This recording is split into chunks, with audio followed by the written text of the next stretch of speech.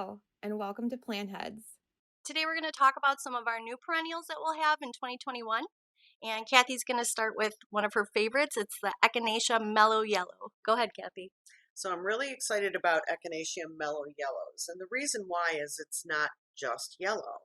It actually comes out a real strong gold in the buds, and then they open up to like a gold yellow. And then as the flowers fade, they kind of turn to more of a creamy yellow. So on the plant, you see this entire array of different colors. And then the cone colors actually change color too. It kind of starts off as green, then changes to gold, and then turns into like this burnt orange color. They run about 36 inches tall by 16 to 20 inches wide. They bloom all the way from June through September. Most echinaceas will handle full sun. They're heat and drought tolerant once established, and they handle tough soils. Next up, we're going to talk about Heliopsis bleeding hearts. This one's amazing. Go ahead, Kathy. I believe Heliopsis in general are way underused in a perennial garden. These plants get to be about 3 feet tall by 3 feet wide, and they have an extremely long bloom cycle from July through frost. They make a great cut flower as well.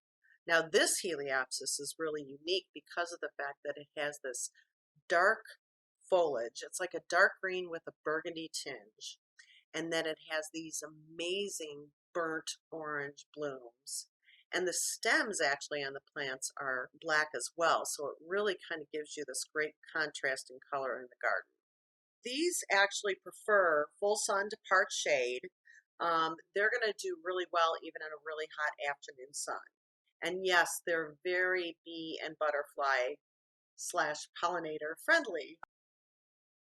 Next, we're going to talk about a new miscanthus. It's Oktoberfest.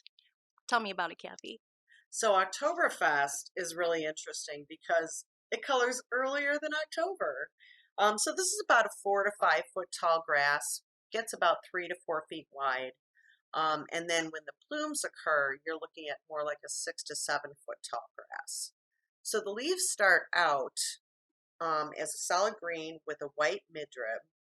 And then like late summer, early fall, they start turning into this shade of purples and reds. The seed heads start off as burgundy and copper, and then they mature to these super fluffy plumes.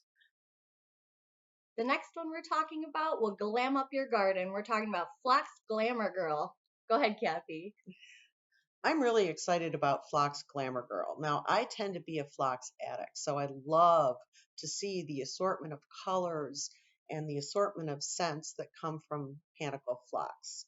This plant gets 32 inches tall by 18 to 24 inches wide, and we had samples at the nursery this last year. The foliage was super clean, and the bloom was this beautiful corally type pink flower.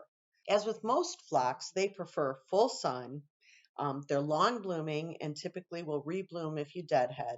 They're a great cut flower and fragrant, and hummingbirds and bees adore them.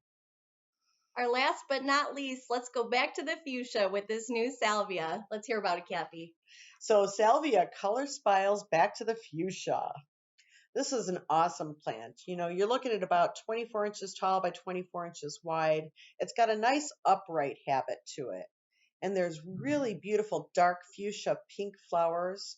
The foliage is also very fragrant on Salvia. And because of the fragrance, it tends to be rabbit and deer resistant. They rebloom when you cut them back, and the dark stems really accent the beautiful fuchsia flowers. These plants are adored by hummingbirds, bees, and butterflies, and they're very drought tolerant once established. You're looking at a zone 3 plant.